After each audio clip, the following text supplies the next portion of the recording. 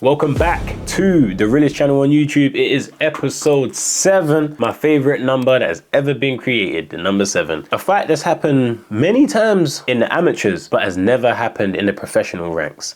Today is Devin Haney versus Ryan Garcia. Now, Ryan and Devin were on Twitter last week talking about setting up a potential super fight. In the amateur ranks, they are 3 apiece. 3 wins to Devin, 3 wins to Ryan. As professionals, Devin has gone clear, becoming the undisputed lightweight champion of the world, and now moving up to 140 and becoming the WBC champion of the world after defeating Regis Prograis. Ryan Garcia has nearly hit the bracket of his peers. He was a WBC silver champion. He's defeated good opponents, but hasn't managed to break into the Shakur, Tank, Devin, Tiafimo, Lomachenko, Kambosos category. He's just beneath. As professionals now, does Ryan Garcia still have the ability to beat Devin? Let's have a look at the tail of the tape. Devin Haney, 25. Ryan Garcia, 25. Both 5'8". Devin with a reach of 72. Ryan Garcia with a reach of 70. Devin Haney remains undefeated with a record of 31-0, 15 knockouts. Ryan Garcia, 24 wins, 20 knockouts, 1 defeat. Devin Haney, former undisputed lightweight world champion and the current WBC super lightweight champion. Devin already has a real rivals card because we done an episode with him against Tank, and I gave Haney the rating of attack 8, speed 8, durability 9, power 6, defense 9, and IQ 10. So he ended up with an overall of 83. We're not going to spend any time ranking Devin because we done that just after his fight against Regis Prograis. He hasn't had a chance since to change anything. The focus today is going to be on Ryan Garcia. I always feel like with every episode, there is one stat that doesn't need to be judged. In Ryan Garcia's case, this guy is lightning fast. Before I even look at any of the clips provided to me, we're putting the speed rating for Ryan Garcia at 10. Beef me if you will.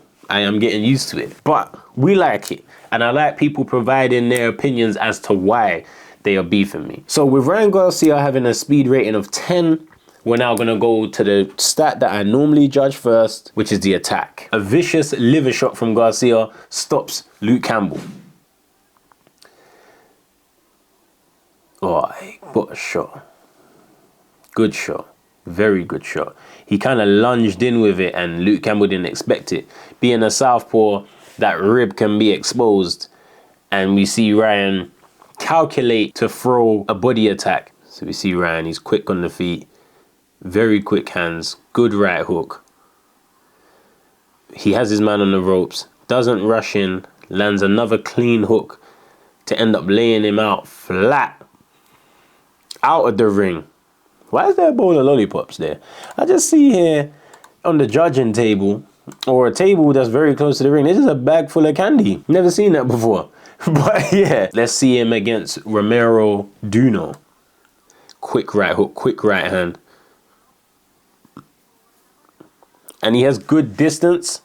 I think he's good at attacking from the distance. You can see him here, he lands 2 shots, keeps a good distance, 1-2, hook. Hits the top of the temple, which sends Duno all the way off balance. Arm behind the back. He can see he can finish someone with a body shot, or he can finish someone to the head. We have to make sure we put that into perspective when judging his score. He has a body shot finish. He has headshot finishes. Let's see Garcia and Tank go back and forth in the 6th round. So you see Tank here was patient, had to use timing. Ryan lands a consecutive right hands. But sometimes his punches are a bit wild. He uses his jab to set up the backhand.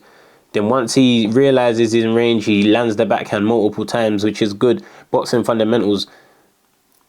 Went for a bit of a wild hook there. I understand why, because obviously he's fighting a southpaw, so he wanted to get on the outside. But I would say it's good attack. He uses his jab to set up the punches and trying to land more. Once he established the jab, that's when he started letting his hands go a bit more, which is correct. Let's see when he fought Francisco Fonseca. This is a 1-punch KO. Quick right hand again over the jab.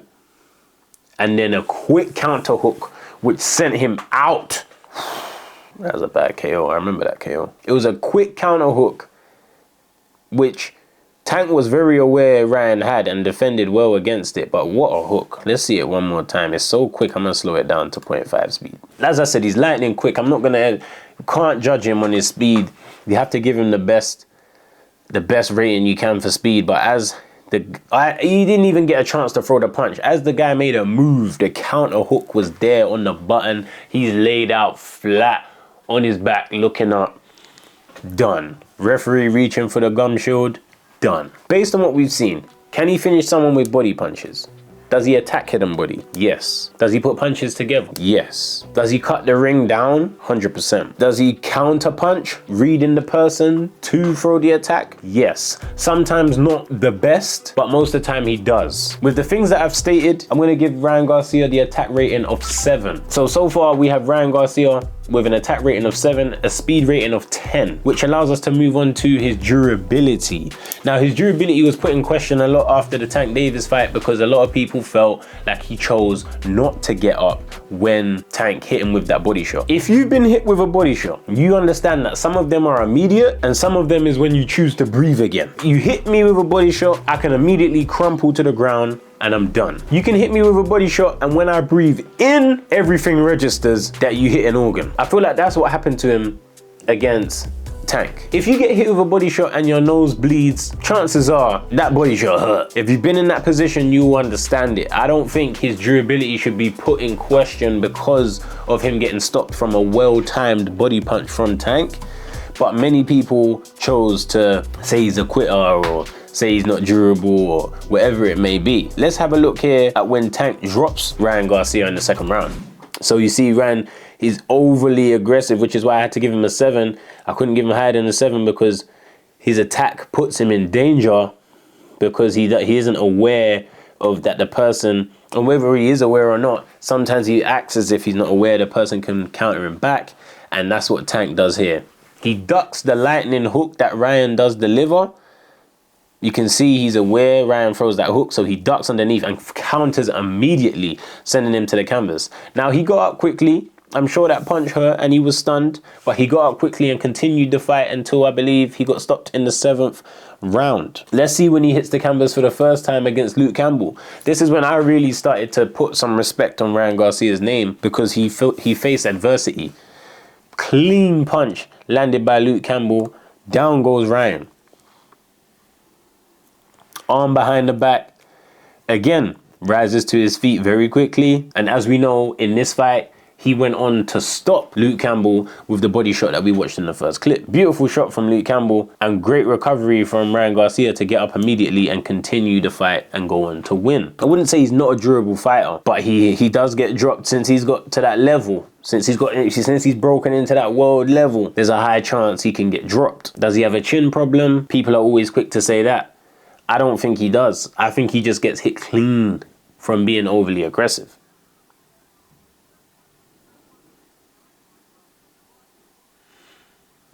This is quite a long clip, so it's good for me to be able to look. But that shot is so crazy because if I'm going to slow it down to 0.5. They end up in a situation where Tank is down.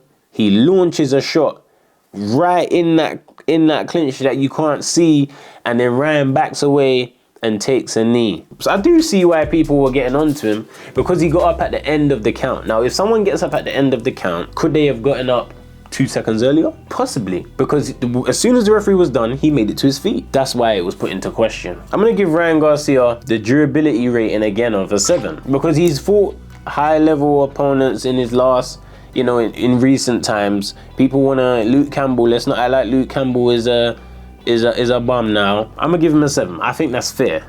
Power. Now I believe Ryan hits hard because Ryan is quick. Speed is power. Most punches he's hitting these people with, they're not seeing them. He hit Tank with some good punches, but we know Tank is called Tank for a reason. Very durable. Now Ryan is in this upper echelon of competition. We're getting to see really what power he brings to the table. He's shown that he can knock someone out with one punch, which is not an ability that most have It is a special thing to be able to hit someone with one punch and put them to sleep. Ryan has shown he can do that. Is he a crazy power puncher? I don't know. I don't think so. I wouldn't, but then you can't say he's not a power puncher per se. When you look at his record, he has 20 KOs in 24 wins. Who, you know, take social seriously and take boxing seriously. And I feel like there was a time when the opponents that he was given was definitely to help build his brand and help build himself more as the fighter. Because he was already a social media star. Oh, I don't know, you know? I don't know. I actually don't know. I don't know. He's not people out in the first round. He's not people out in the 8th round. He's not people out in the 9th round. Finishes to the head and body. Some asleep. Some wincing in pain. I'm going to give him an 8. I'm going to give Ryan Garcia an 8. I think that's fair. If you have 24 wins in your career, 20 knockouts, you've shown me that bang, I can drop you there. I've shown you that bang, I can put you to sleep. I've shown you that you can stanky leg. You know what I mean? Before I finish you off, I think it's fair to give him a power rating of an 8. Defense. This is where I feel it's gonna be difficult for him to score a high rating. Let's see him go back and forth in the 6th round with Tank. So you can see Tank's defensively aware. He's got his hands in the right place. He's moving. He got hit. Obviously, it's boxing. He's gonna get hit. He got hit again. Now, what is Ryan doing defensively well? He puts his guard up. He uses his traditional guard, but he got caught there on the way in as he's trying to attack. He has quick feet, but I haven't seen him slip, duck, roll, bob and weave punches. In his last performance, he did go into a complete defensive mode for a period of time, but still there was times he was turning his back, like he was using the shoulder roll at the wrong time and getting caught and stuff. Breaking out of the clinch with Tank, he didn't realize his body was available. That led to him getting stopped in that fight. You've seen Tank drop him in the 2nd round as he's launching an attack. The other hand's not in the correct place, bang on the jaw. Luke Campbell, similar punch to what Tank landed, same side. That hand weren't defensively responsible. Got dropped again. There's a clip here when he, against Emmanuel Tago, he's throwing a lot of punches. Ryan's covering them. He is using his traditional guard to cover them, but he doesn't look stable. So you see here when he starts letting his hands go. You see a couple hit him there. Then there he's like blocking them, but he kind of looks very uncomfortable when he's blocking them. You know, I feel like that is Ryan's thing that lets him down, is his defense. He hasn't shown, especially breaking into that bracket that I keep talking about. I'm gonna give Ryan Garcia the defense rating of 5. I feel like he's halfway there in a way. Like he can guard. You don't really see him blocking and wedging too many shots. I don't recall him bobbing and weaving under any punches. He doesn't use a variety of guards. Last stat that we have is his IQ. IQ and defense, they link. I always say this. I think he has good IQ when it comes to the attack. He knows how to let it go. Like here, this is great IQ that he's shown against Luke Campbell to land a body shot, seeing that was open. He knew he didn't have to jab. He knew he could just go in and land a body shot. When he's finishing Lopez here, let's see if he uses IQ in this attack. So here, not much IQ is shown. He's slinging banks. This is aggression, speed and aggression. He's not picking the shots. But the uppercut was a good uppercut, because all the hooks was going over Lopez's head. The moment he did actually throw the correct punch, he got the finish. Now, what you'd see with the elite fighters is they would look straight for the uppercut, knowing that he's ducking. It would happen a lot sooner. It was good IQ the way he broke out of that clinch. When he used the speed to break out of the clinch, I got to give him some points for that, because Rodriguez was trying to hold him. He was trying to create space here. You see him throw a shot underneath, use his forearm, create some space, and it ends up in a knockdown. You got to give him his points there. Good IQ shown here as well, because as he went to go for the right hand, before the right hand could even leave, he obviously read that and threw the counter hook straight to the jaw, led to a 1-punch KO. So I'd say Ryan's very focused on attack, not his defense, not necessarily his footwork either. I feel like he was really trying to work on it in his last fight. Ryan spent quite a lot of time trying to use his feet in this last fight. Boxing on the back foot. He's using his jab more, stiff arming. To be fair, in his last performance, he really did try and box more technically correct. But then again, you see the defense there, it looks a bit shaky. I'm gonna give Ryan a 6. I feel like I maybe could have squeezed a 7, but maybe that was being too generous. We're not really generous over here on the Realist channel or on YouTube. We're fair and we try and keep it as objective as possible. If you'd like to see how I came to the conclusion of giving Devin his ratings, please go and check the episode with him against Tank on Real Rivals. See if it makes sense, and comment here and also comment there what you agree with and what you don't agree with. To conclude episode 7, my favorite number, Devin Haney has an overall of 83, judged in a previous episode. Ryan Garcia finishes with an overall of 71, making Haney the clear winner of episode 7. 71 sounds harsh. I always think the overalls sound harsh compared to the individual ratings, but maths is maths. Let me know if the fight actually went down, what the outcome would be. I do have Devin winning the fight. I feel like it would be a difficult fight based on Ryan's speed and his aggression. It all comes down to Devin's composure, but Devin is the more well-rounded fighter. He's developed into the more well-rounded fighter, and that has replicated today on Real Rivals. Make sure you like, make sure you subscribe, make sure you check the links in the description. Shout out to all of Real Enterprises. Make sure you're checking Real Wills as well, and we will see you next week for episode 8. Keep commenting and letting me know what you'd like to see. Thank you for watching. We out.